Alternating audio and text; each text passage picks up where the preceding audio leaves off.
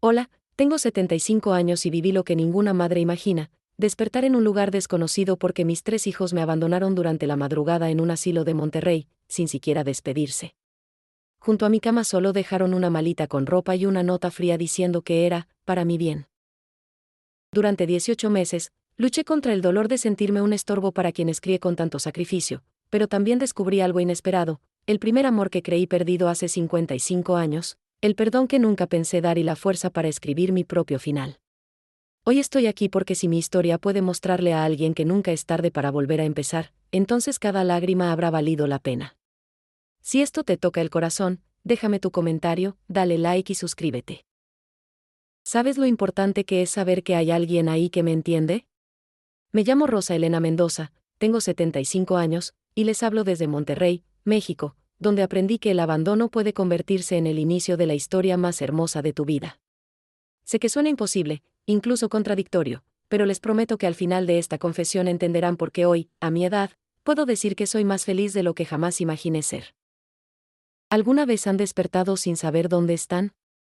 ¿Han sentido ese momento de desorientación total donde el cerebro intenta encontrarle sentido a lo desconocido? Así fue mi despertar aquella mañana fría de enero. Abrí los ojos y lo primero que vi fueron paredes color crema, no el verde menta de mi habitación. Lo primero que olí fue desinfectante mezclado con café requentado, no el aroma de canela que siempre dejaba en mi cocina. Lo primero que escuché fueron voces extrañas en el pasillo, no las risas de mis nietos que solían visitarme los domingos. Mis manos temblaron cuando la realidad golpeó mi pecho como un puño cerrado. Estaba en un cuarto que no era mío, en una cama que no reconocía, rodeada de un silencio que gritaba una verdad terrible. Me incorporé despacio, porque a los 75 años uno ya no puede moverse con la prisa de la juventud, y vi una maleta pequeña al lado de la cama. Mi maleta. La que usaba para visitar a mi hermana en Puebla. Pero, ¿qué hacía aquí? Con dedos torpes abrí el cierre y encontré ropa doblada apresuradamente, mi cepillo de dientes, algunas fotografías, y sobre todo eso, una nota. Una maldita nota escrita con la letra de mi hijo mayor, Miguel. Mamá, esto es por tu bien. Ya no podemos cuidarte como mereces. Este lugar es mejor para ti. Perdónanos. Perdónanos. Como si esas 2 palabras pudieran borrar el hecho de que mis 3 hijos, esos niños que cargué en mi vientre, que amamanté, que velé cuando tenían fiebre, me habían abandonado durante la noche como quien deja un paquete que estorba. No lloré en ese momento. ¿Saben por qué? Porque el shock es así, te congela por dentro. Te convierte en una estatua que respira pero no siente. Me quedé sentada en esa cama extraña, sosteniendo esa nota cruel, mientras el sol de Monterrey entraba por la ventana y pintaba líneas doradas en el piso de linóleo. Afuera escuchaba pájaros cantando, como si el mundo no acabara de partirse en dos. Una enfermera entró poco después. Joven, de sonrisa amable, uniforme blanco impecable. Buenos días, señora Rosa Elena. Bienvenida a la residencia San Francisco. Soy Lupita, estaré cuidándola. Cuidándola. Qué palabra más extraña para lo que realmente significaba, vigilándola, asegurándose de que no causara problemas, manteniéndola viva pero no necesariamente viviendo. ¿Dónde están mis hijos?, fue lo único que pude preguntar, aunque ya conocía la respuesta. Lupita bajó la mirada. Se fueron anoche, señora. Dijeron que volverían pronto a visitarla. Mentiras. Lo supe en ese instante. En 75 años de vida he aprendido a reconocer las mentiras piadosas, esas que la gente dice para suavizar verdades insoportables. Miguel, Sandra y Roberto no volverían pronto. Me habían traído aquí, a este asilo en las afueras de Monterrey, y se habían marchado sin despedirse porque sabían que si me miraban a los ojos no podrían hacerlo. ¿Cómo llegué a esto? Esa pregunta me atormentó durante días. Yo fui una buena madre. Una madre sacrificada. Dejé mis sueños de tener una tienda de bordados para criar a mis hijos sola mientras mi esposo, que en paz descanse, trabajaba de sol a sol en la construcción. Cociné miles de comidas, lavé montañas de ropa, curé rodillas raspadas, sequé lágrimas, celebré triunfos. Di todo de mí, hasta la última gota de mi energía, de mi tiempo, de mi vida. Y esto era mi recompensa, un cuarto color crema que olía a hospital y una nota de 2 líneas. Lupita me trajo el desayuno. huevos revueltos aguados, frijoles refritos que sabían a cartón, tortillas frías. Nada como los desayunos que yo preparaba, huevos rancheros con salsa verde recién hecha, frijoles de la olla perfumados con epazote, tortillas calientitas hechas a mano. Empujé el plato y me volteé hacia la ventana. Desde ahí podía ver un jardín donde crecían bugambilias color fucsia, tan vibrantes que parecían gritar de vida. ¡Qué ironía! Afuera todo florecía mientras yo me marchitaba por dentro. Los primeros días fueron un borrón de negación. Me negaba a salir del cuarto, me negaba a hablar con otros residentes, me negaba a aceptar que esta era mi nueva realidad. Las enfermeras entraban y salían con sus sonrisas profesionales y sus preguntas amables que yo respondía con monosílabos. En el pasillo escuchaba conversaciones de otros ancianos, risas ocasionales, el sonido de una televisión transmitiendo telenovelas. Pero todo me parecía lejano, como si estuviera bajo el agua observando un mundo al que ya no pertenecía. Por las noches, cuando el asilo se quedaba en silencio y solo se escuchaban los grillos cantando en el jardín, yo miraba las fotografías que habían empacado en mi maleta. Mis hijos de pequeños, sonrientes, inocentes. Mis nietos en sus cumpleaños. Mi esposo y yo el día de nuestra boda. ¿En qué momento todo se torció? ¿En qué momento me convertí en una carga en lugar de la matriarca de esta familia que construí con sangre, sudor y lágrimas? Esta es mi historia. La historia de cómo el peor momento de mi vida se convirtió en el mejor. Porque a veces, cuando todo se derrumba, es cuando finalmente tienes espacio para construir algo verdaderamente tuyo. El 10º día en la residencia San Francisco, una mujer irrumpió en mi aislamiento como un huracán tropical. Se llamaba Beatriz, tenía 72 años, y era incapaz de quedarse callada más de 5 minutos seguidos. Entró a mi habitación sin tocar la puerta, llevando una bandeja con 2 tazas de café de olla que olía a cielo y una sonrisa tan grande que casi no cabía en su cara redonda.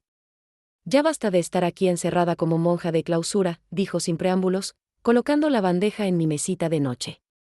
Te vi desde que llegaste y ya me cansé de esperar a que salieras por tu cuenta. Así que vine a sacarte, aunque sea a rastras. ¿Quién era esta mujer para darme órdenes? Pero había algo en su tono, algo maternal y firme a la vez, que me recordó a mi propia madre. Y ese café de olla olía tan bien, con su canela y piloncillo, que mi estómago traicionó mi determinación de permanecer aislada gruñendo audiblemente. Beatriz se sentó en la única silla del cuarto sin esperar invitación. Mira, Rosa Elena, sé exactamente lo que sientes. Yo también fui abandonada aquí por mi familia. Hace 3 años mi hijo único me trajo con la promesa de que era temporal, mientras él arreglaba su situación económica. Todavía estoy esperando que mejore esa situación. Se rió, pero era una risa sin amargura, lo cual me desconcertó. Al principio quería morirme. Literalmente. Dejé de comer, de hablar, de vivir. Pero entonces entendí algo, ellos me dejaron aquí, pero yo decidí quedarme muerta o empezar a vivir de nuevo. Y elegí vivir. Sus palabras se clavaron en mi pecho como alfileres. ¿Elegir vivir? ¿Cómo se elige algo así cuando todo lo que construiste se desmoronó? Pero tomé el café que me ofrecía, y ese primer sorbo dulce y especiado fue como una caricia a mi alma herida. Hoy hay una actividad en el salón común, continuó Beatriz. Nada del otro mundo, solo convivencia.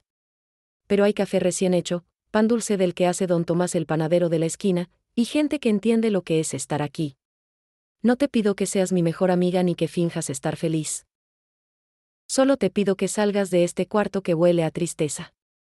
Quise decirle que no, que me dejara en paz, que prefería mi soledad. Pero algo en sus ojos cafés, cálidos como el dulce de leche, me hizo asentir. Me levanté despacio, me puse un suéter porque en enero Monterrey puede ser sorprendentemente frío, y la seguí por el pasillo. El salón común era amplio, con ventanas grandes que dejaban entrar la luz del sol. Había como 15 personas ahí, todos mayores, todos con historias escritas en las arrugas de sus rostros. En una esquina había una mesa con café, pan dulce, galletas de avena. El aroma era reconfortante, hogareño.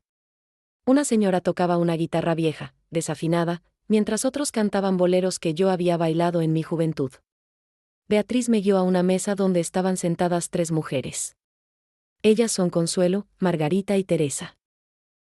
Chicas, ella es Rosa Elena, la del cuarto 12 que no hablaba con nadie. Me presentó como si fuera una celebridad local, y las tres me saludaron con sonrisas genuinas, sin juicio en sus miradas. Yo llevo aquí 5 años, dijo Consuelo, una mujer delgada con cabello blanco como la nieve. Mis 2 hijas dijeron que no tenían tiempo para cuidarme. Una vive en Texas, otra en Guadalajara. Al principio las odiaba. Ahora entiendo que también tienen sus vidas, sus problemas. Aún duele, pero duele menos. Margarita, gordita y de mejillas sonrosadas, agregó su historia. Mi familia me dejó porque ya no podía valerme sola después del derrame cerebral. No me avisaron, simplemente empacaron mis cosas mientras yo dormía y cuando desperté estaba aquí. Lloré durante semanas. Pero entonces empecé a asistir a las terapias, a recuperar movimiento en mi brazo izquierdo, y me di cuenta de que aquí tenía oportunidades que en casa no tendría. Teresa, la más callada, simplemente dijo, estoy aquí porque mi esposo murió y mis hijos no querían lidiar conmigo. Esa es mi historia. Corta y dolorosa. Escuché sus testimonios y algo dentro de mí comenzó a agrietarse. No estaba sola. Mi dolor no era único. Éramos un grupo de mujeres, todas abandonadas de diferentes maneras, todas sobreviviendo en este lugar que olía a desinfectante pero también a café de olla y pan dulce recién horneado. ¿Y tú, Rosa Elena?, preguntó Beatriz suavemente. ¿Cuál es tu historia? Las palabras salieron como un río contenido por demasiado tiempo. Les conté todo, cómo desperté en ese cuarto extraño, la nota fría de Miguel, mis años de sacrificio, mi sensación de traición absoluta. Mientras hablaba, lágrimas rodaron por mis mejillas, las primeras desde que llegué. Y estas mujeres, estas extrañas que habían sido abandonadas igual que yo, no me juzgaron. Me pasaron servilletas para secarme las lágrimas, me apretaron las manos, me dijeron, te entendemos, de maneras que mis propios hijos nunca lo hicieron.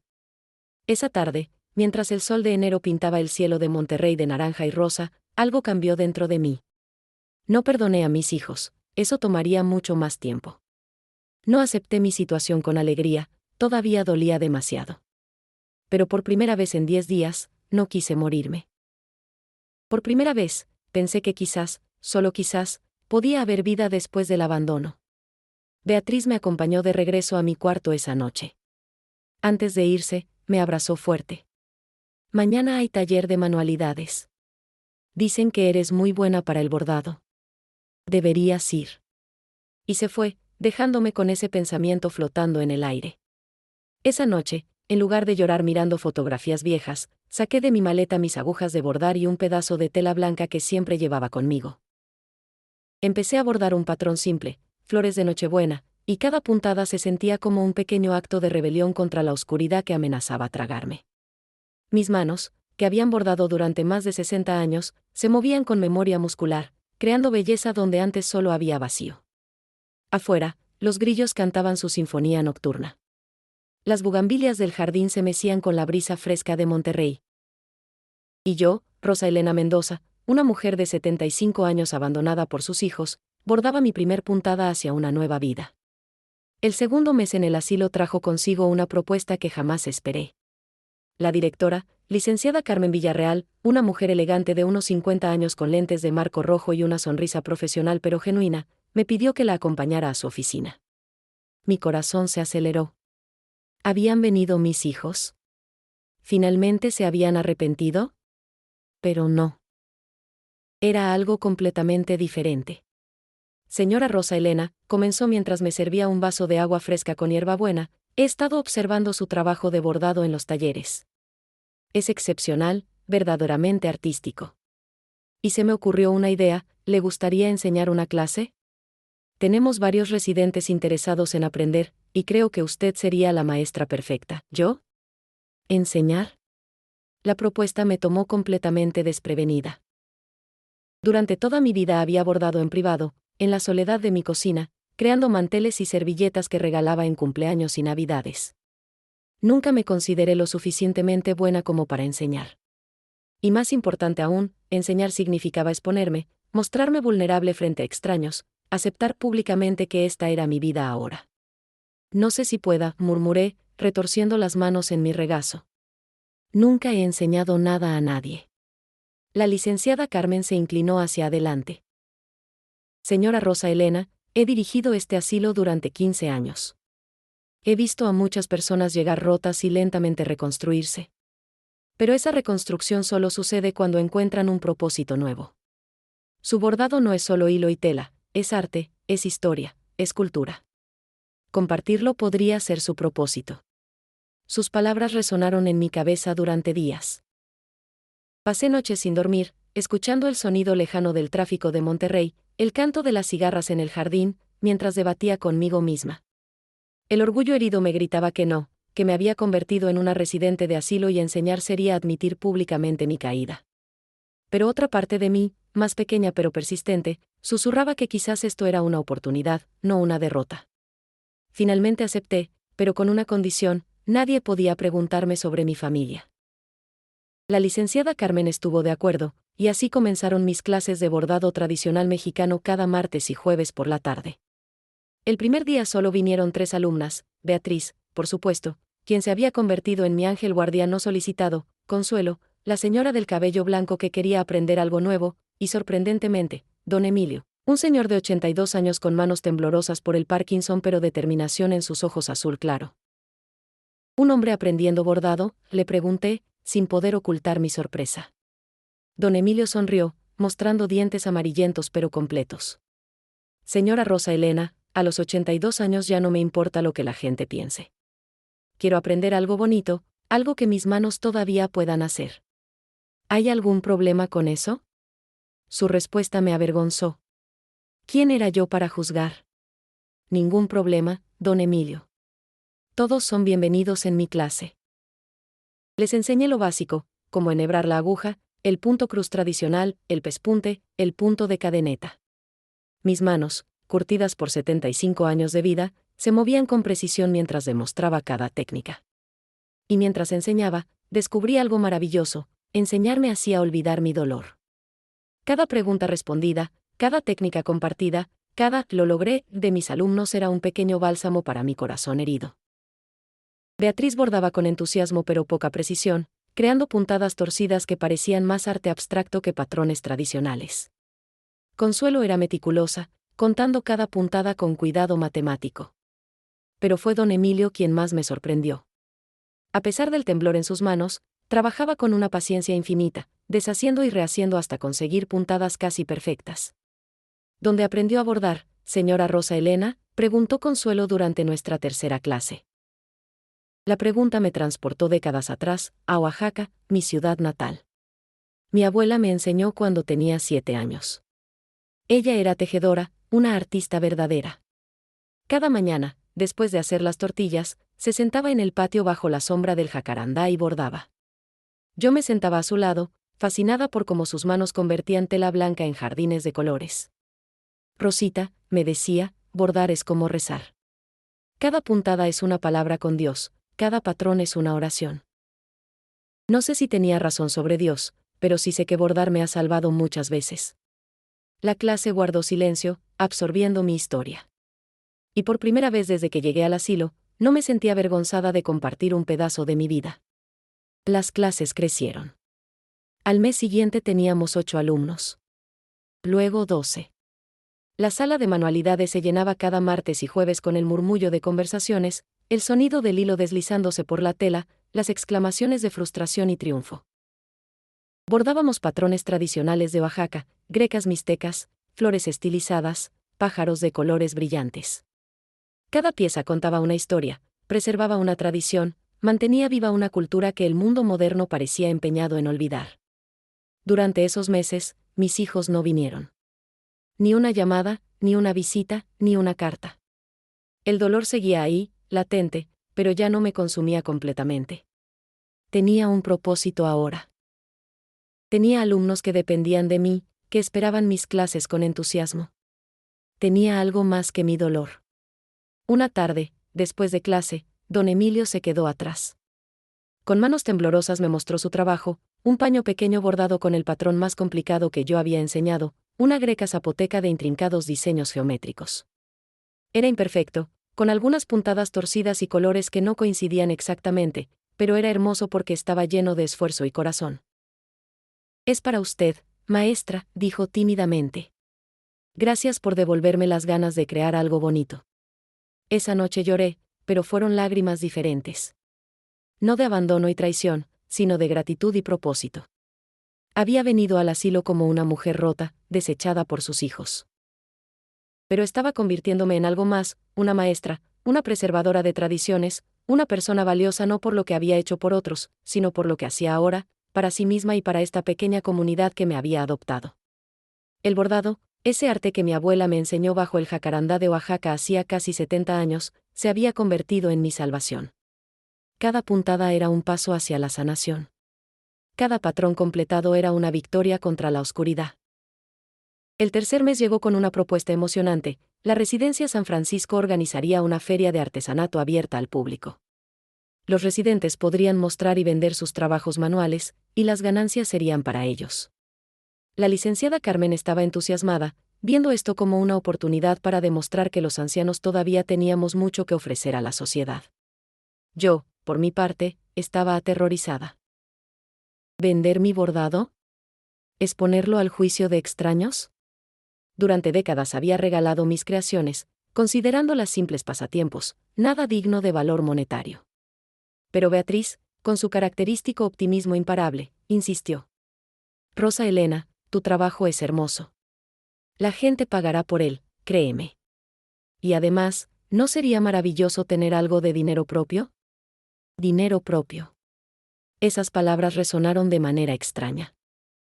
Desde que me casé a los 20 años, nunca había tenido verdaderamente dinero propio. Mi esposo me daba para el gasto de la casa, luego mis hijos me pasaban una pequeña pensión. Pero dinero que yo ganara, con mi propio esfuerzo, con mi propio talento, eso era algo completamente nuevo. Pasé semanas preparándome para la feria.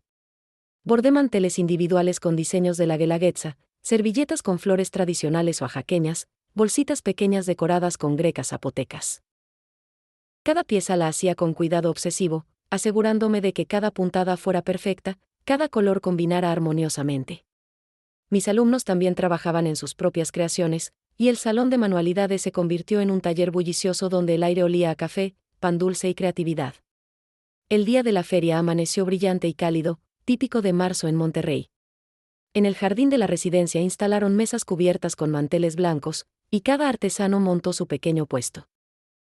Don Emilio vendía figuras de madera talladas con paciencia infinita. Consuelo ofrecía bufandas tejidas en colores pasteles. Margarita había pintado acuarelas sorprendentemente hermosas con su mano recuperada. Y yo, Rosa Elena Mendoza, tenía una mesa llena de bordados que representaban décadas de tradición y cultura.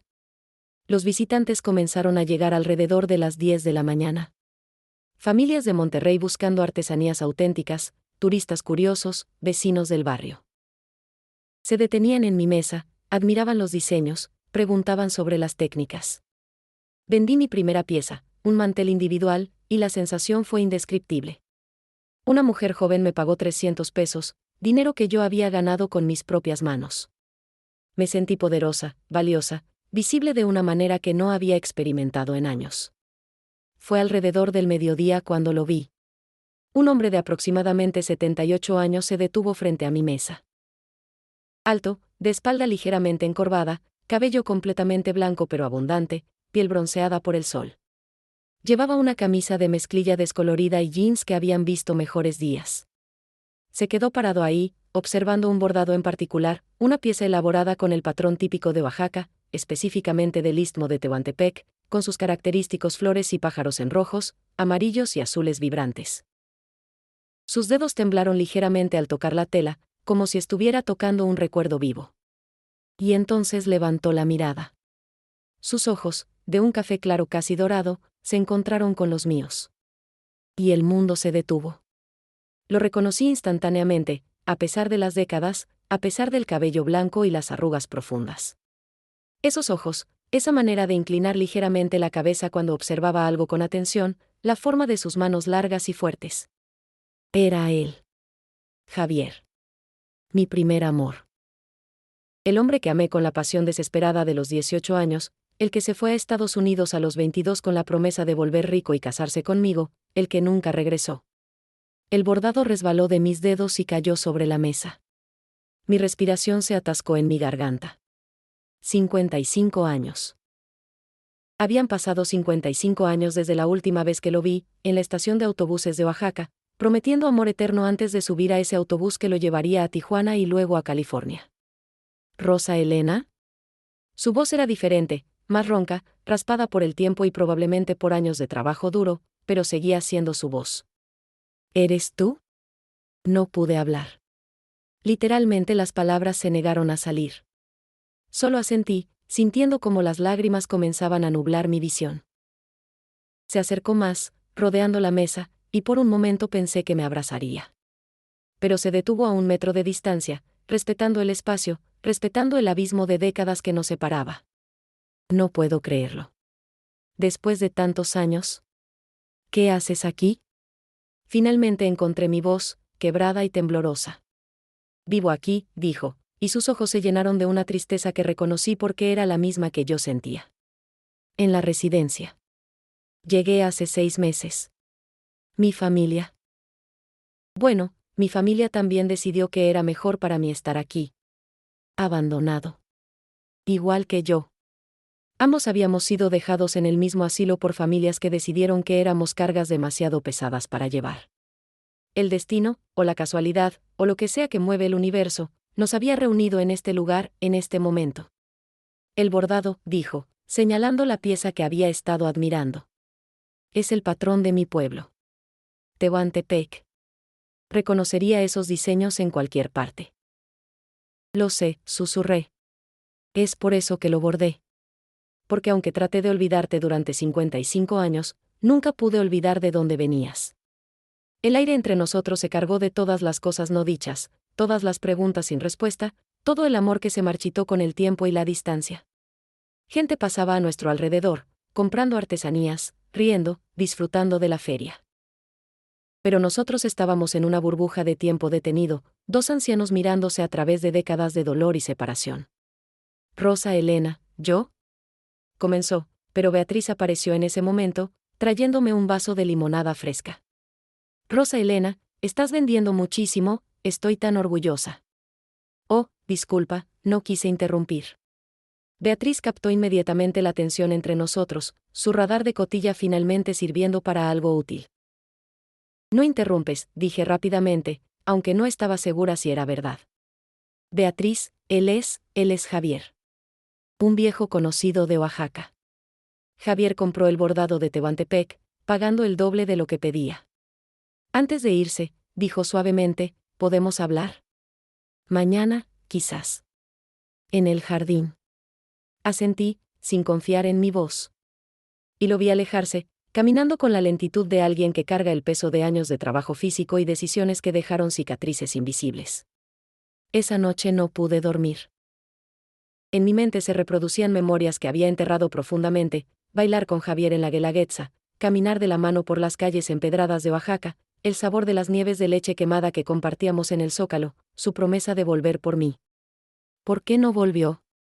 Esa pregunta me atormentó durante décadas, especialmente durante mi matrimonio difícil, durante las noches solitarias criando a mis hijos mientras mi esposo trabajaba. ¿Y por qué ahora, cuando ambos éramos ancianos rotos y abandonados, el universo decidía reunirnos? Afuera, las cigarras cantaban, inconscientes del terremoto emocional dentro de mi pecho. Javier me esperaba en el jardín a las 10 de la mañana, sentado en una de las bancas de hierro pintadas de verde que rodeaban la fuente central. Las bugambilias colgaban sobre nosotros como un dosel de flores fucsia, y el aire olía a jazmín y tierra mojada porque había llovido durante la noche.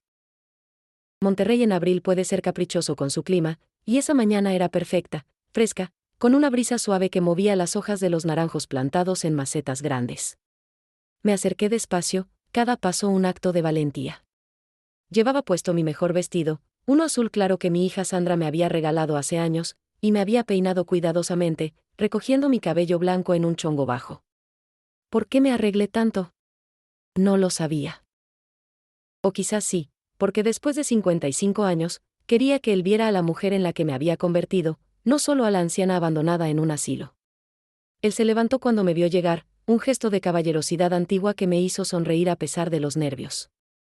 Había traído 2 tazas de café de olla, el que preparaban cada mañana en el comedor de la residencia, con su canela y piloncillo característicos. Pensé que podríamos necesitar esto, dijo, ofreciéndome una taza. Sus manos, vi ahora con la luz del día, estaban marcadas por cicatrices y callosidades, evidencia de décadas de trabajo manual. Nos sentamos en la banca, dejando un espacio prudente entre nosotros. Por un largo momento ninguno habló, solo bebimos el café dulce y escuchamos el gorjeo de los pájaros que construían nidos en las ramas de los árboles. Nunca dejé de pensar en ti, dijo finalmente, mirando la fuente donde el agua caía en un chorro continuo.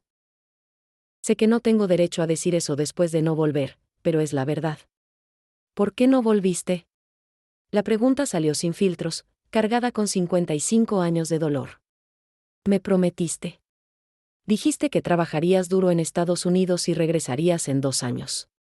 Esperé, Javier. Esperé 4 años completos antes de casarme con Ernesto. Él cerró los ojos, y vi cómo su mandíbula se tensaba. ¿Por qué era un cobarde? Porque cuando finalmente junté suficiente dinero para volver, supe que tu familia me había informado que te habías casado. Y en lugar de volver y luchar por ti, me convencí de que eras más feliz sin mí. ¿Feliz? La palabra salió como una risa amarga. ¿Sabes cuántas noches lloré tu ausencia? ¿Cuántas veces le di besos a Ernesto pensando que eran tuyos?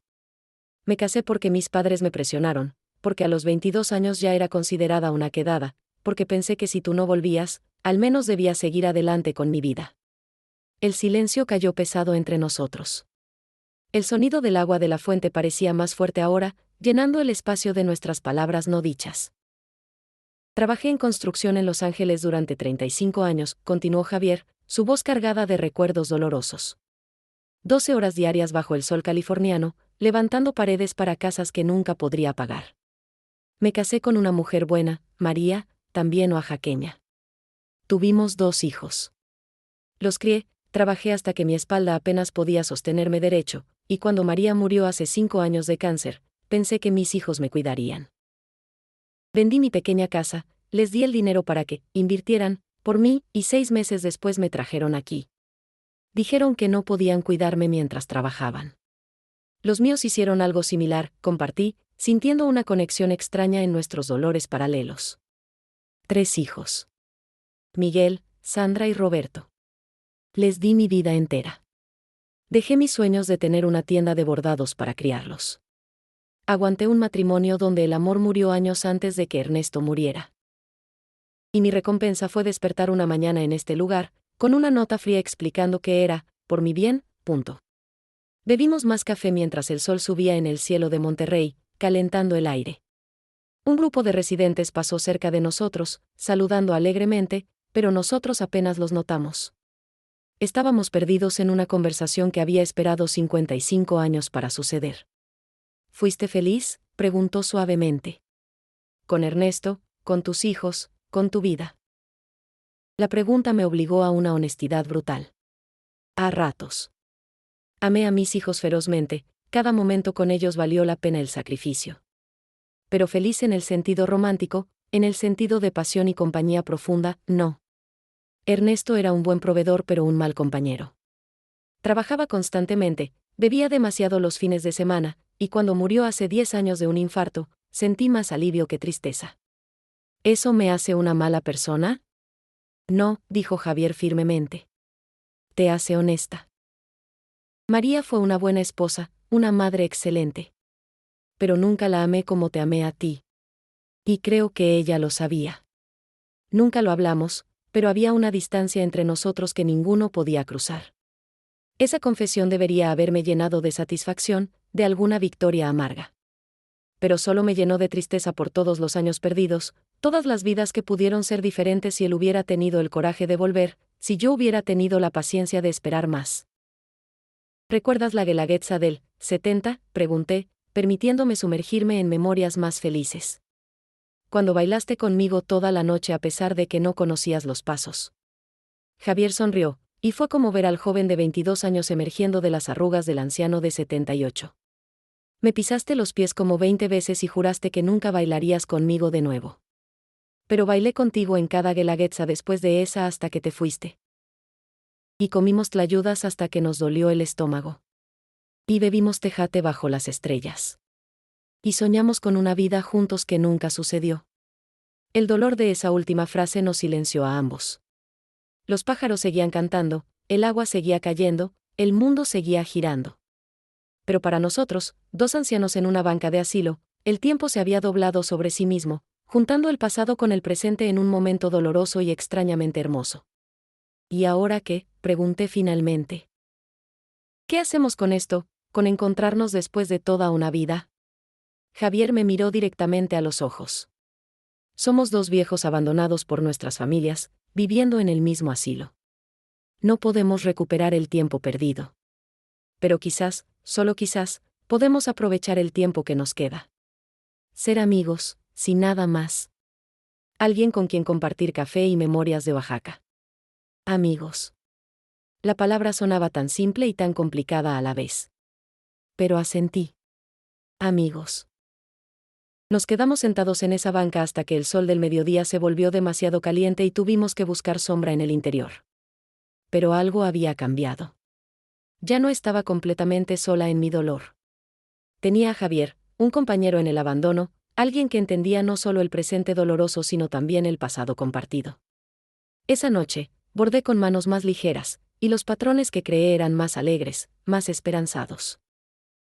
Porque a veces la vida te quita todo y luego, cuando menos lo esperas, te devuelve algo que creías perdido para siempre. El cuarto y quinto mes trajeron una transformación que yo no había anticipado. Javier comenzó a asistir a mis clases de bordado, y créanme, fue todo un evento en la residencia. Los rumores volaron más rápido que las golondrinas en primavera, ¿escucharon? El señor Javier va a aprender a bordar. Las risitas y comentarios eran inevitables, pero él los enfrentó con una dignidad que me hizo admirarlo aún más. El primer día de clase, llegó temprano, trayendo su propia silla porque decía que las del salón eran demasiado blandas para su espalda maltratada. Se sentó entre Beatriz y don Emilio, sus manos grandes y callosas sosteniendo torpemente la aguja y el aro de bordado que yo le había preparado. Bueno, maestra Rosa Elena, dijo con una sonrisa traviesa que me recordó al joven que fui, espero que tengas paciencia. Estas manos solo saben cargar bloques de concreto y martillar clavos. Entonces aprenderán algo más delicado, respondí, tratando de sonar profesional aunque mi corazón latía más rápido de lo normal. El bordado no requiere fuerza, requiere paciencia y precisión. Ver a Javier aprender fue como observar a un oso intentando bordar con palillos de dientes. Sus primeras puntadas eran enormes, irregulares, algunas atravesaban la tela en lugares completamente equivocados. Pero no se rindió. Semana tras semana venía, practicaba, deshacía errores, volvía a intentar. Y lentamente, milagrosamente, sus manos comenzaron a entender el ritmo del bordado. Durante esas clases, entre explicaciones de técnicas y correcciones de puntadas, conversábamos. Compartíamos historias de nuestros años separados con una honestidad que solo puede venir de personas que ya no tienen nada que perder. Él me habló de Los Ángeles, de cómo el sueño americano era más duro de lo que las películas mostraban, de trabajar de sol a sol solo para enviar dinero a casa, de criar hijos que crecieron más americanos que mexicanos y que al final lo vieron como una carga de su pasado. Yo le conté sobre mi matrimonio con Ernesto, sobre las noches solitarias, sobre criar 3 hijos prácticamente sola porque mi esposo prefería trabajar hasta tarde o beber con sus amigos. Le conté sobre mis sueños abandonados de tener una tienda de bordados, como cada pieza que creaba era un susurro de lo que pudo haber sido. Pero no todo era nostalgia dolorosa. También reíamos. ¿Recuerdan cómo reír se siente como medicina? Javier tenía un sentido del humor seco que me hacía soltar carcajadas inesperadas. Como aquella vez que bordó un perro que parecía más bien un pato con patas largas, y cuando Beatriz se lo señaló, él dijo con absoluta seriedad, es un perro mexicano experimental, muy raro, solo se encuentra en Oaxaca. Después de las clases, tomábamos café juntos. Esto se convirtió en nuestra rutina, cada martes y jueves, después del bordado, nos sentábamos en el jardín con nuestras tazas de café de olla y hablábamos hasta que el atardecer pintaba el cielo de Monterrey de naranja y púrpura. En el quinto mes, sucedió algo inesperado. La licenciada Carmen nos convocó a una reunión. Una tienda de artesanías en San Pedro Garza García, una zona elegante de Monterrey, estaba buscando proveedores de productos tradicionales mexicanos auténticos. Habían visto fotos de nuestro trabajo de la feria y estaban interesados en establecer una relación comercial. Esto podría ser una oportunidad maravillosa, explicó la licenciada Carmen con entusiasmo. No solo generarían ingresos propios, sino que también preservarían tradiciones culturales importantes. ¿Qué opinan? Mi primera reacción fue de pánico. Yo, una mujer de 75 años en un asilo, vendiendo mi trabajo profesionalmente. ¿Quién nos tomaría en serio? El fantasma de mi inseguridad, ese que me había acompañado toda la vida, susurró en mi oído: no eres lo suficientemente buena. Fracasarás si todos lo verán. Pero Javier puso su mano sobre la mía, un gesto simple que me ancló al presente. Rosa Elena, tu trabajo es extraordinario. Si no aceptas esto, estarás dejando que el miedo gane. Y tú eres más fuerte que eso. Sus palabras me dieron el coraje que necesitaba. Aceptamos la propuesta, y con ella llegó un nuevo desafío: producir suficientes piezas de calidad consistente para cumplir con los pedidos. Esto significaba sacrificar nuestro tiempo libre, trabajar incluso cuando nuestras manos dolían, enfrentar el posible rechazo si nuestro trabajo no era suficientemente bueno. Formamos un pequeño grupo de producción con otros residentes talentosos. Don Emilio se unió, también Consuelo, Margarita y Beatriz. Javier, aunque su bordado todavía era rudimentario, ayudaba preparando los bastidores, cortando telas, organizando materiales. Nos convertimos en un pequeño taller cooperativo, y el salón de manualidades se transformó en nuestro espacio sagrado de creación.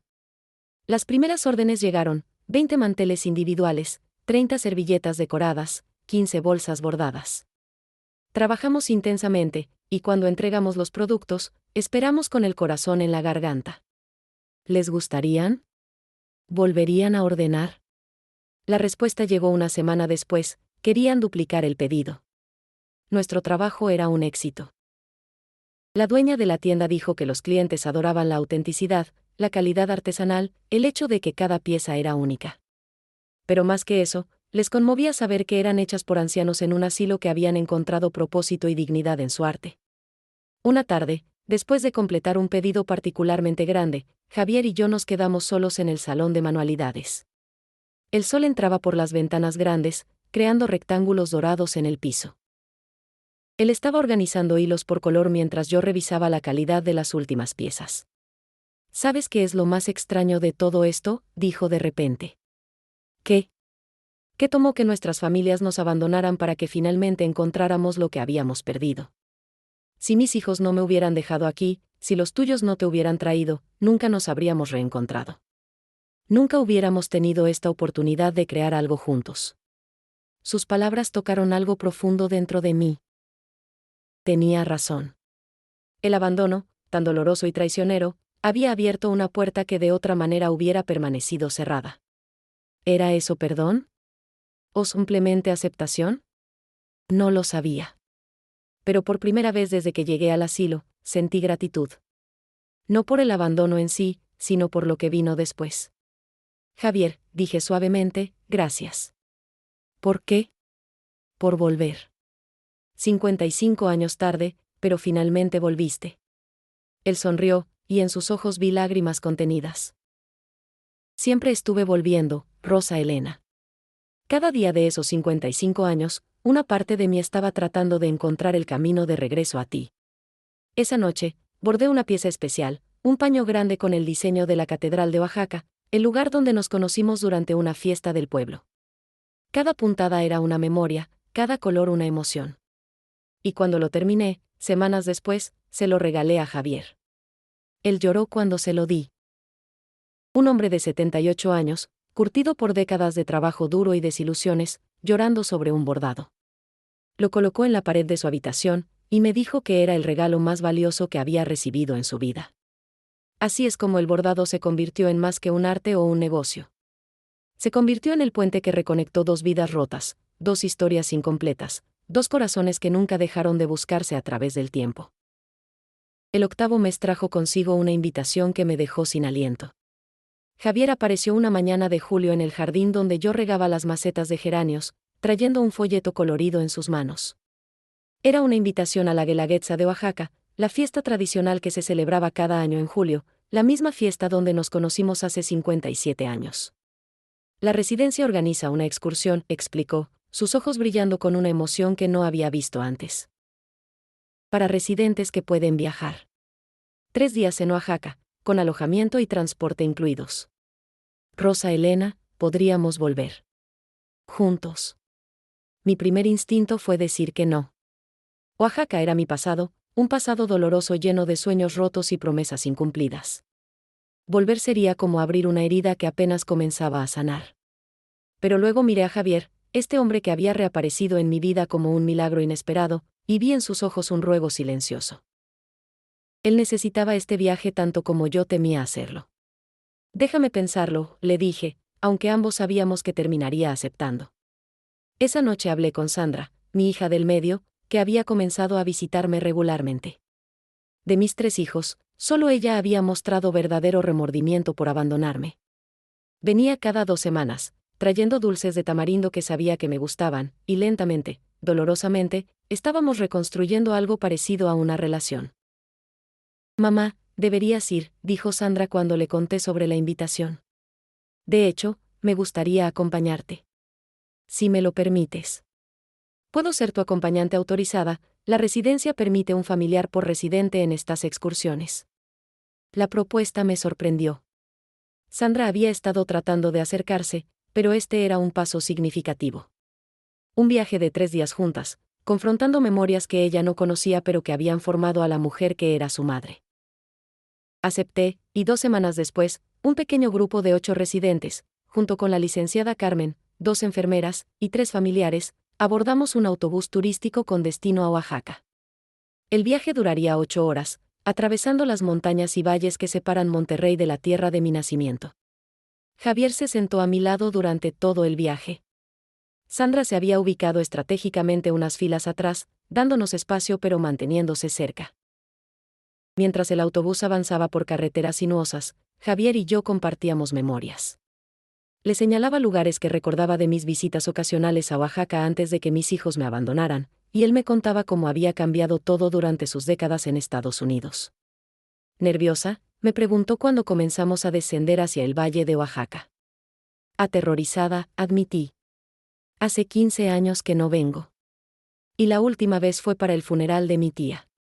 No fue exactamente un viaje feliz.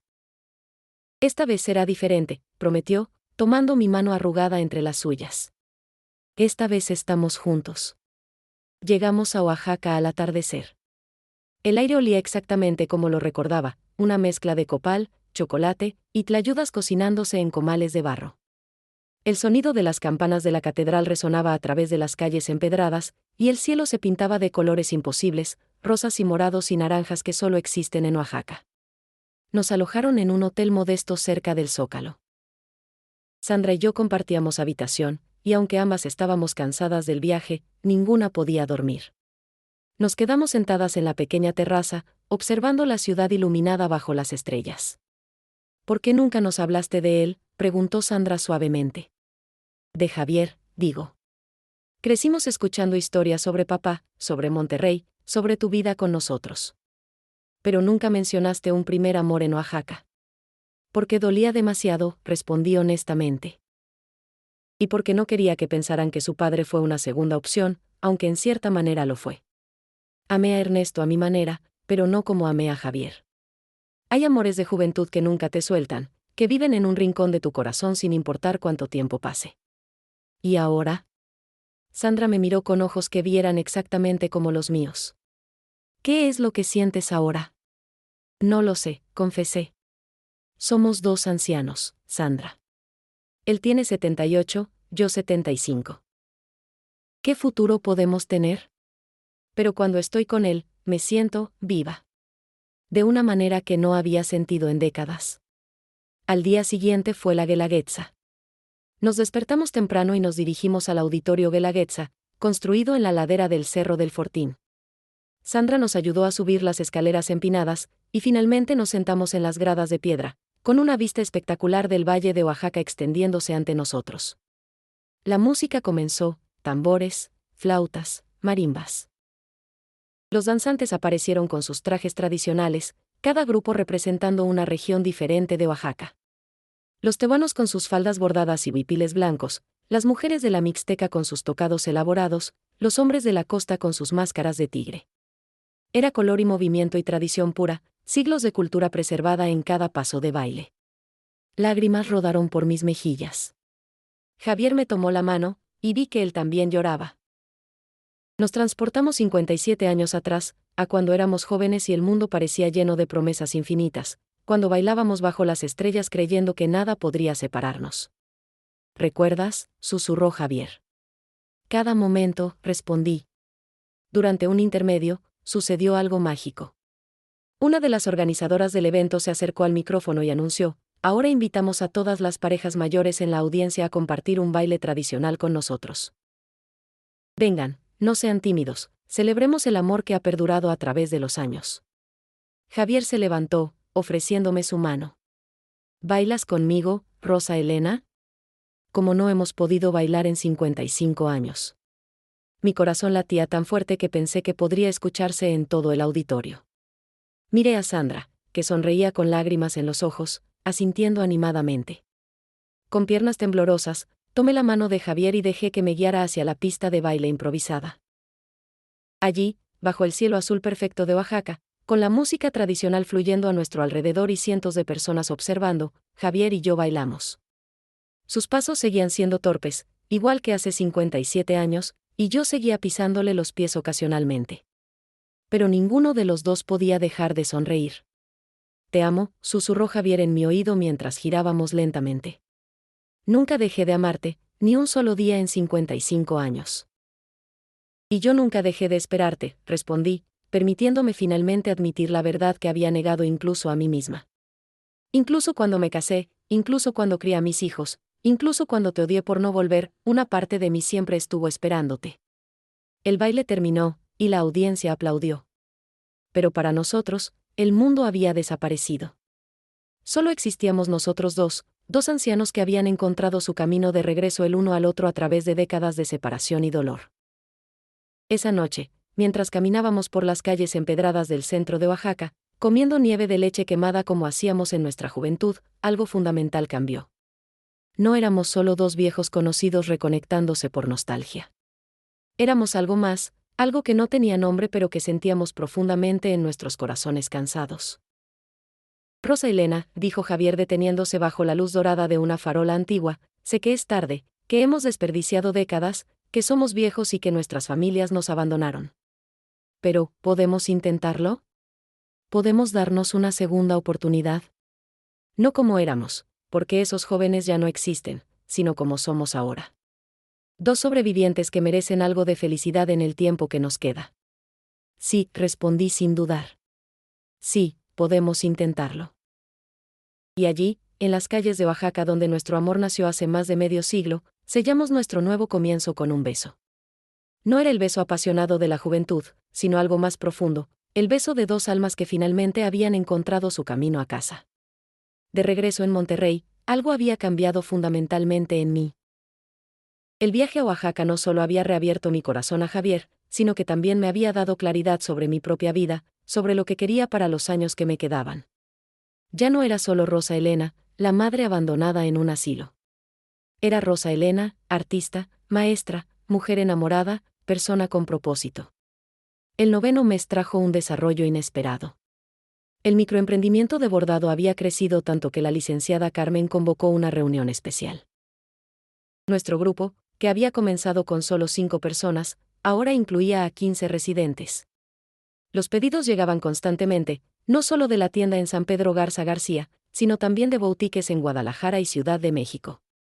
Una influenciadora de moda sostenible había descubierto nuestro trabajo y lo había presentado en sus redes sociales como tesoros artesanales hechos por manos sabias que preservan tradiciones ancestrales.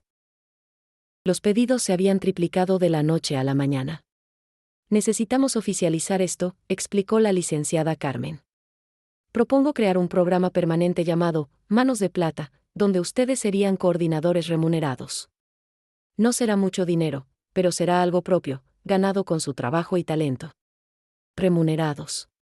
La palabra resonó en mi cabeza. Dinero propio, ganado por mis propias manos, a los 75 años. Durante toda mi vida había dependido económicamente de otros, primero mis padres, luego mi esposo, después mis hijos. Esta sería la primera vez que yo generaba mis propios ingresos de una manera significativa y sostenible. Javier y yo aceptamos ser co-coordinadores del programa. Nos dieron un espacio más grande para trabajar, un presupuesto para materiales, y mejor aún, un pequeño porcentaje de las ventas que se dividía entre todos los participantes. No era una fortuna, pero era dignidad traducida en pesos y centavos. Establecimos horarios de trabajo, enseñamos a nuevos residentes las técnicas básicas, organizamos el flujo de pedidos. El salón de manualidades se transformó en un verdadero taller artesanal. El olor a café se mezclaba con el de tela nueva y el sonido de conversaciones animadas.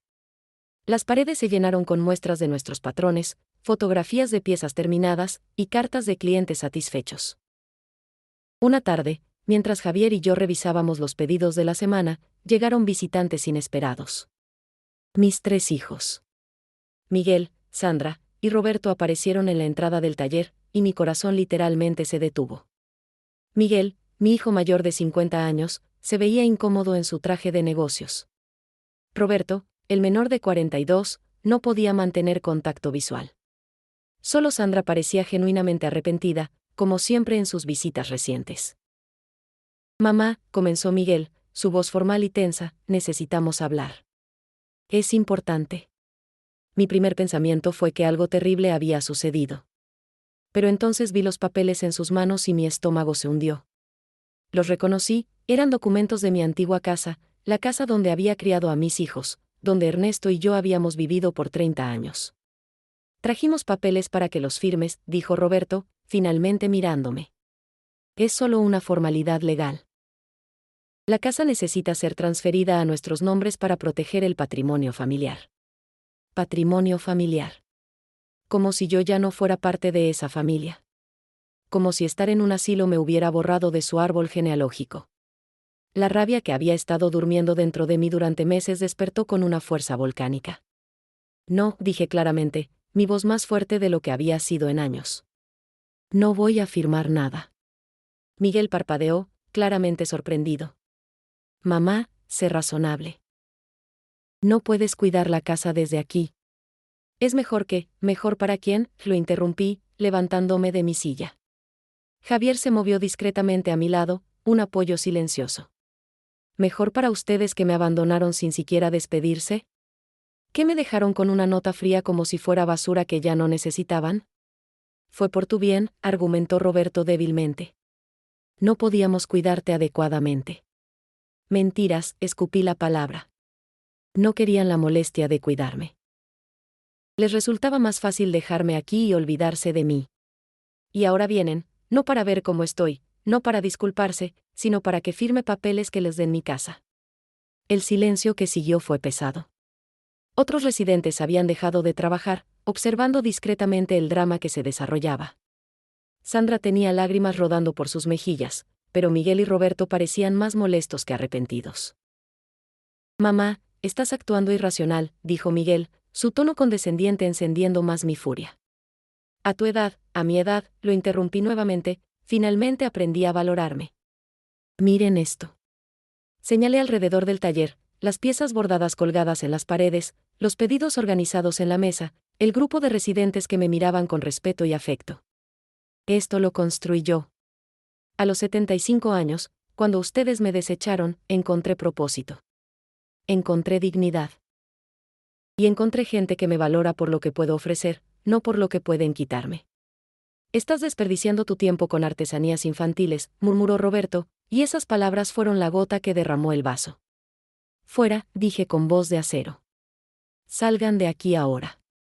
Y la próxima vez que vengan, será para disculparse de verdad, no para pedirme favores.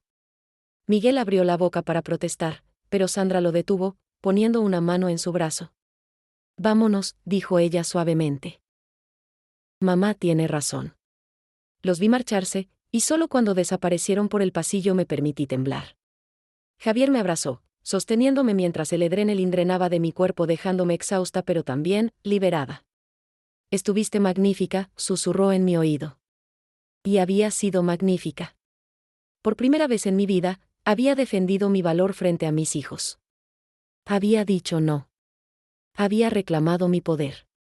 Esa noche recibí una llamada de Sandra. Llorando, me explicó que había sido presionada por sus hermanos para participar en el plan de quedarse con la casa. Que ella siempre se había opuesto a dejarme en el asilo. que llevaba meses intentando compensar su error, pero que Miguel y Roberto la habían convencido de que solo era una firma, no era gran cosa. Mami, lo siento tanto, sollozó. Fui cobarde. Dejé que mis hermanos me manipularan cuando debería haber luchado por ti. Su arrepentimiento parecía genuino, pero yo estaba cansada. Sandra, aprecio tu llamada. Pero necesito tiempo. Lo que ustedes tres hicieron no se arregla con una disculpa telefónica. Lo entiendo, dijo ella. ¿Puedo seguir visitándote? Sin presión, solo ser tu hija otra vez. Puedes visitar. Pero la relación que tengamos de ahora en adelante será diferente. Tendrá que construirse sobre respeto mutuo, no sobre obligación familiar. Después de colgar, me senté en mi cama mirando por la ventana. Las bugambilias del jardín se mecían suavemente con la brisa nocturna de Monterrey. A lo lejos se escuchaban los sonidos de la ciudad, vida fluyendo a través de las calles iluminadas. Javier tocó suavemente a mi puerta. ¿Puedo pasar? Le hice señas para que entrara. Se sentó en la silla junto a mi cama, sus ojos llenos de preocupación y admiración mezcladas. Hoy fuiste una guerrera, dijo. Hoy fui yo misma, respondí. Por primera vez en 75 años, fui completamente yo misma. Sin disculpas, sin complacer a nadie, sin sacrificar mi dignidad por mantener la paz familiar. ¿Y cómo se siente? Pensé en su pregunta. ¿Cómo se sentía? Se siente aterrador y liberador al mismo tiempo. Como saltar de un avión sin saber si tu paracaídas abrirá. Pero también se siente correcto. Finalmente, correcto. Nos quedamos en silencio que empañe nivel por un rato, simplemente existiendo en el espacio del otro. Afuera, la noche de Monterrey brillaba con millones de luces, y yo me sentía parte de ese brillo, finalmente visible, finalmente valiosa, finalmente viva. El 10º mes trajo una propuesta que cambiaría todo nuevamente. La administración del asilo, impresionada con el éxito del programa Manos de Plata y la transformación de tantos residentes involucrados, convocó a una reunión especial. La licenciada Carmen estaba acompañada por el director general de la cadena de residencias, un hombre corpulento llamado Ingeniero Ramírez, y una arquitecta joven con planes enrollados bajo su brazo. Señora Rosa Elena, señor Javier, comenzó el ingeniero Ramírez con una sonrisa amplia, hemos estado observando el impacto extraordinario de su programa. No solo han creado una fuente de ingresos para múltiples residentes, sino que han transformado la cultura completa de esta residencia. Los participantes en Manos de Plata tienen mejor salud mental, menos síntomas de depresión, más sentido de comunidad. Es notable. Javier y yo intercambiamos miradas confundidas. ¿A dónde llevaba esto? La arquitecta desplegó sus planos sobre la mesa. Proponemos construir un espacio dedicado, una tienda-taller dentro de las instalaciones de la residencia donde puedan vender directamente al público, dar talleres, exhibir su trabajo. Sería la primera de su tipo en nuestra cadena. Y más que eso. Hizo una pausa dramática, les ofrecemos un apartamento conjugado dentro de las nuevas instalaciones. Reconocemos que ustedes dos son pareja y merecen vivir juntos como tal. El mundo se detuvo. ¿Un apartamento conjugado? ¿Vivir con Javier oficialmente? ¿Tener nuestro propio espacio donde ser pareja sin las limitaciones de habitaciones separadas? Era más de lo que había soñado. Pero con la oferta venía una decisión monumental. Aceptar significaba declarar públicamente mi relación con Javier. Significaba admitir que esta era mi vida ahora, no una situación temporal mientras esperaba que mis hijos me rescataran. Significaba soltar completamente la idea de volver a mi antigua casa, mi antigua vida. ¿Podemos pensarlo?, preguntó Javier, percibiendo mi conflicto interno. Por supuesto, respondió la licenciada Carmen. Tómense una semana. Es una decisión importante. Esa noche no pude dormir. Me levanté y salí al jardín, donde el aroma de las azaleas llenaba el aire fresco. La luna llena bañaba todo con luz plateada, creando sombras largas de los árboles. Me senté en nuestra banca favorita, la misma donde Javier y yo habíamos tomado café aquella primera vez después de reencontrarnos. Escuché pasos detrás de mí. Era él, por supuesto. Nos conocíamos lo suficiente ahora para saber cuando el otro necesitaba compañía. No puedes dormir tampoco, dijo, no era una pregunta. Estoy asustada, admití. Aceptar esto significa elegir. Significa decir, esta es mi vida y la escojo voluntariamente, ¿y si me arrepiento? ¿Y si mis hijos finalmente quieren que vuelva y yo ya me comprometí a estar aquí? Javier se sentó a mi lado, tomando mi mano entre las suyas. Rosa Elena, tus hijos tuvieron 10 meses para querer que volvieras. En lugar de eso, vinieron a pedirte que firmaras papeles para quitarte tu casa. La pregunta no es si ellos te quieren de vuelta. La pregunta es, ¿qué es lo que tú quieres? Su pregunta me golpeó como un trueno. Durante 75 años, había vivido mi vida preguntándome qué querían otros, mis padres, mi esposo, mis hijos. Nunca, ni una sola vez, me había detenido a preguntarme qué quería yo. Quiero ser feliz, susurré, y esas 4 palabras contenían una revolución personal. Quiero despertar cada mañana con propósito. Quiero crear cosas hermosas. Quiero estar contigo. Quiero que mis últimos años sean sobrevivir, no sobre esperar la muerte. Entonces ya tienes tu respuesta. Pero todavía había un obstáculo. Antes de aceptar la propuesta, necesitaba enfrentar a mis hijos. No como la mujer rota que dejaron hace 10 meses, sino como la persona en que me había convertido. Necesitaban ver y entender mi elección. Llamé a Sandra y le pedí que organizara una reunión con sus hermanos. Aquí, en la residencia, en mi territorio. Ella aceptó, aunque su voz sonaba nerviosa. 3 días después, mis 3 hijos se presentaron en el salón de visitas. Yo había pedido que Javier estuviera presente, junto con Beatriz y la licenciada Carmen. Necesitaba mi tribu, mi gente que me valoraba. Miguel entró primero, viéndose incómodo. Roberto lo siguió, con las manos en los bolsillos. Sandra venía al final, sus ojos ya húmedos antes de que comenzáramos. Gracias por venir, dije, mi voz firme aunque mi corazón latía como tambor. Los llamé porque hay cosas que necesito decirles. Cosas que debí decir hace mucho tiempo pero no tuve el coraje. Tomé una respiración profunda. Durante 50 años me sacrifiqué por ustedes. Dejé mis sueños, aguanté un matrimonio infeliz, di cada gota de mi energía para que tuvieran las oportunidades que yo nunca tuve. Y no me arrepiento de eso. Los amé, los amo todavía.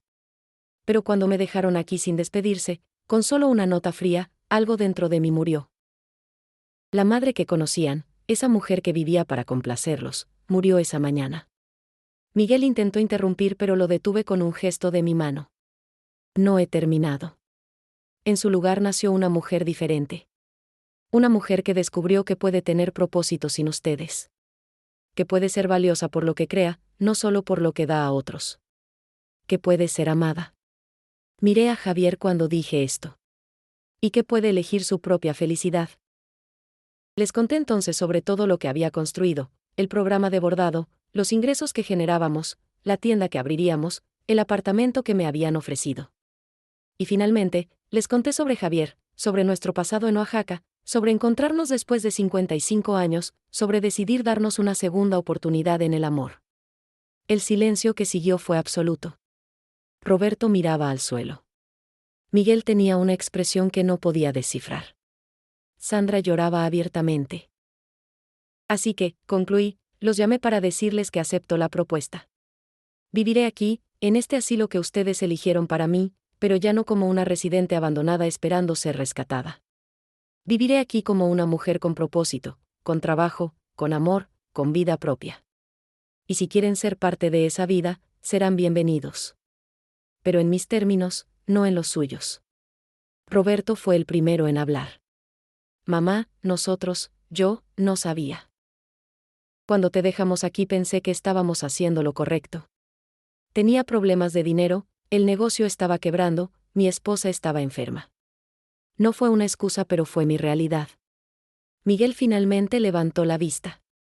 Fui un cobarde. Un egoísta. Y lo peor es que me convencí de que estaba haciendo lo mejor para ti cuando realmente estaba haciendo lo mejor para mí. No quería lidiar con el cuidado de una madre envejeciendo. Y me odio por eso. Sus admisiones me sorprendieron. No había esperado honestidad, mucho menos remordimiento genuino. Sandra se levantó y caminó hacia mí.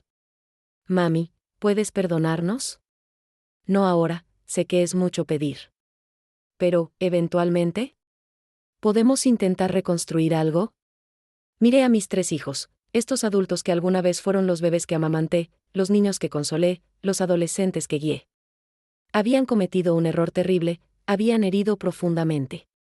Pero también eran humanos, imperfectos, luchando con sus propios problemas. El perdón toma tiempo, dije lentamente. No puedo perdonar todo en este momento. Pero puedo abrir la puerta a la posibilidad. Puedo dejar que me visiten, que conozcan esta parte de mi vida, que vean quién soy ahora. Y quizás, con tiempo y esfuerzo genuino de su parte, podamos construir una nueva relación. Una donde me respeten como persona autónoma, no solo como su madre. Sandra me abrazó, y permití el abrazo aunque mi cuerpo estaba rígido. Miguel y Roberto se acercaron tímidamente, y eventualmente nos encontramos en un abrazo grupal torpe pero sincero, lleno de lágrimas y promesas frágiles de intentar ser mejor. Cuando se fueron, me sentí exhausta pero también increíblemente ligera. Había dicho mi verdad. Había establecido mis límites. Había elegido mi felicidad sin pedir permiso. Javier me esperaba en el jardín. Sin decir palabra, le tomé la mano y caminamos bajo el cielo estrellado de Monterrey, 2 ancianos que habían aprendido que nunca es demasiado tarde para escribir tu propio final feliz. 6 semanas después, en una tarde brillante de diciembre, inauguramos Manos de Plata, taller y galería artesanal.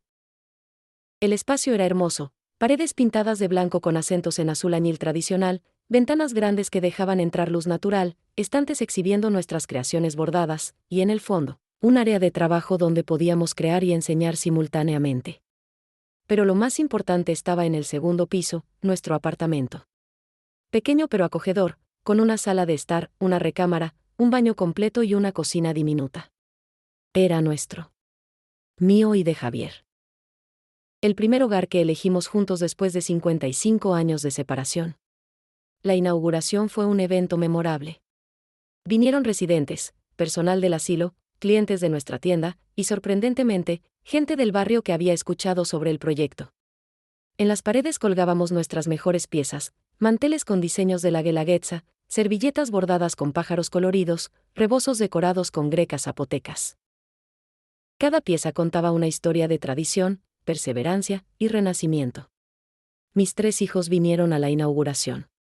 Miguel trajo a sus 2 hijos adolescentes, mis nietos que hacía meses no veía. Roberto apareció con un ramo de flores enorme, crisantemos amarillos que sabía que me gustaban. Sandra había horneado pan de muerto aunque no era temporada, porque recordaba que era mi favorito. Pero fue el momento de cortar el listón inaugural lo que quedaría grabado en mi memoria para siempre. La licenciada Carmen me entregó las tijeras ceremoniales, pero yo le pedí a Javier que sostuviera el otro extremo. Hace 55 años, dije con voz clara mientras las cámaras de los periódicos locales capturaban el momento, perdí un gran amor porque la vida nos separó. Hace 10 meses, perdí mi familia cuando me abandonaron aquí. Pero en ese abandono encontré algo invaluable, me encontré a mí misma. Y encontré que nunca es demasiado tarde para reclamar tu felicidad, para descubrir tu propósito, para crear algo hermoso de las cenizas de lo que te rompió. Corté el listón con Javier a mi lado, y el aplauso que siguió fue ensordecedor. Las lágrimas en mis mejillas eran de alegría pura, sin mezcla de dolor o resentimiento. Por primera vez en 75 años, me sentía completamente yo misma. La tienda fue un éxito inmediato. Los primeros clientes entraron con curiosidad y salieron con bolsas llenas de nuestras creaciones. Una reportera de una revista de Monterrey nos hizo una entrevista, fascinada por nuestra historia. El artículo que publicó semanas después nos trajo aún más atención. Personas de toda la ciudad venían no solo a comprar, sino a escuchar nuestras historias, a aprender bordado, a ver que la vida después de los 70 puede ser vibrante y significativa. Establecimos clases abiertas al público cada sábado. Jóvenes y viejos venían a aprender técnicas tradicionales que estaban en peligro de perderse. Yo enseñaba los patrones oaxaqueños que mi abuela me había enseñado décadas atrás, y Javier, que ahora bordaba con verdadera habilidad, compartía historias de su vida en Los Ángeles mientras demostraba puntadas. El apartamento en el segundo piso se convirtió en nuestro santuario. Cada mañana, Javier preparaba café mientras yo elegía qué bordar ese día. Desayunábamos juntos en nuestra pequeña mesa mirando por la ventana hacia el jardín de la residencia donde habíamos tomado café aquella primera vez. Por las noches, cocinábamos recetas simples, nada elaborado, nuestros cuerpos de ancianos no necesitaban comidas pesadas, y hablábamos sobre todo y nada. Éramos una pareja romántica tradicional a nuestra edad. No exactamente. El romanticismo a los 75 y 78 años es diferente. Es más sobre compañía profunda, sobre risas compartidas, sobre el consuelo de no estar solo. Era sobre despertarse y saber que alguien se preocupa si respiraste durante la noche. Era sobre tender una mano en la oscuridad y encontrar otra mano esperando. Era amor, sí, pero un amor templado por décadas de vida, suavizado por experiencia, fortalecido por elección consciente. Mis hijos comenzaron a visitarme regularmente. El perdón no llegó de una vez, sino en capas, como pelar una cebolla. Primero perdoné su ignorancia sobre el impacto de sus acciones. Luego perdoné su egoísmo, reconociendo que todos somos egoístas a veces. Finalmente, meses después, logré perdonar el abandono mismo, entendiendo que ellos también estaban rotos a su manera, lidiando con sus propias crisis y limitaciones. Sandra se convirtió en visitante semanal y, para mi sorpresa, en alumna de bordado. Sus primeras piezas eran terribles, pero mejoraba cada semana. Me di cuenta de que no venía solo por aprender bordado, sino por pasar tiempo conmigo, por construir memorias nuevas que reemplazaran el dolor del abandono. Miguel, siempre el pragmático, se interesó en el aspecto empresarial de Manos de Plata. Ofreció ayudarnos a establecer una mejor estructura legal, a mejorar nuestra presencia en redes sociales, a expandir la distribución. Su manera de expresar amor era a través de soluciones prácticas, y aprendí a aceptarlo y apreciarlo. Roberto, el más callado de mis hijos, encontró su propia manera de reconectar. Comenzó a traer sus herramientas y a arreglar cosas alrededor de la residencia, un grifo que goteaba, una puerta que no cerraba bien, una ventana rota. Su lenguaje de amor era el servicio silencioso, igual que su padre. Una tarde de marzo, casi un año completo después de mi abandono original, estaba bordando en el taller cuando entró un grupo de mujeres jóvenes. Profesionales en sus 30, elegantemente vestidas, con aire de ocupación y propósito. ¿Es usted la señora Rosa Elena?, preguntó una de ellas, una mujer de cabello negro corto y lentes modernos. Leímos su historia en la revista. Y queríamos conocerla. Verá, mi madre tiene 70 años y está cayendo en depresión porque se siente inútil ahora que todos sus hijos están independizados. Le hemos sugerido miles de cosas, pero nada le interesa. Pensamos que quizás, si hablara con usted, si viera lo que ha logrado. Y así comenzó algo nuevo e inesperado. Me convertí en una especie de mentora no oficial para ancianos que luchaban con encontrar propósito después de la jubilación o después de que sus familias ya no los necesitaban activamente. Personas venían a la tienda no solo a comprar, sino a escuchar mi historia, a encontrar inspiración en mi transformación. El secreto, les decía a quienes preguntaban, no es aferrarse a lo que fuiste. Es permitirte descubrir quién puedes ser todavía. Pasé 50 años siendo madre, esposa, cuidadora. Esas identidades eran reales y valiosas. Pero no eran las únicas identidades disponibles para mí. A los 75 años descubrí que también puedo ser artista, maestra, emprendedora, mujer enamorada. La vida no termina cuando tus hijos crecen o cuando tu cuerpo envejece. Solo cambia, y puedes elegir cómo cambia. En las noches, cuando el taller cerraba y Javier y yo subíamos a nuestro apartamento, a veces me sentaba en la pequeña terraza que daba al jardín y reflexionaba sobre el viaje extraordinario del último año. Había comenzado en la desesperación más profunda, sintiéndome desechada y sin valor. Ahora dirigía un negocio próspero, enseñaba un arte tradicional a nuevas generaciones, vivía con el amor de mi vida, y había reconstruido, aunque de manera diferente, relaciones con mis hijos. ¿Perdoné completamente a mis hijos por abandonarme? Si soy honesta, no completamente.